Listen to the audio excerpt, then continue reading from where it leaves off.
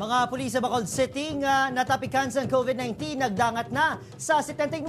Samtang pagbakuna sa mga senior citizen kag high-risk population sa isa ka mall sa Bacolod nagsugod naman. Yaring balita ang aton gintutukan. Hinsugdan na sa isa ka mall sa Bacolod City ang vaccination rollout para sa mga senior citizen kag high-risk population. Ang ining 73 anyos nga lolo, ginkalitan ang libre nga shots sang Sinovac. Pinakauna ini nga nabakunahan. Libre, way bayad. Pero kung may bayad yan. Kung may bayad, hindi na akong pendiksyon. 500 ang target nga mabakunahan kada adlaw tubtob maubos ang 7,500 doses nga nag-abot gikan sa DOH.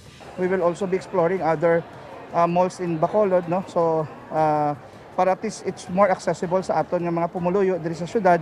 And then ang subong sini nga ato gina-cater among A1 to A3 nato nga prioritization. Panugyan sang EOC nga magparehistro online agud sigurado nga mabakunahan. Mga kapuso, ayo naman sa Emergency Operations Center sa mga persona nga makabaton sa nga first dose sang Sinovac diri sa mall subong adlaw. Diretso magpauli kag hindi na maglagaw-lagaw agud masigurado kuno nga mapaiway ang virus transmission.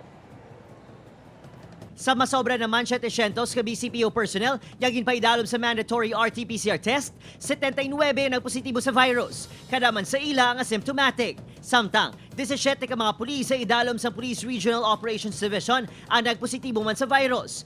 42 ang mga na-contact trace, kagin pa idalom na sa swab test. 461 na tanan ng COVID cases sa Pro-6. 131 diri ang active cases. 258 nakarecover, kag isa ang napatay. Upod, Kirinal Casilio, Adrian Priatos, 1 Western Visayas.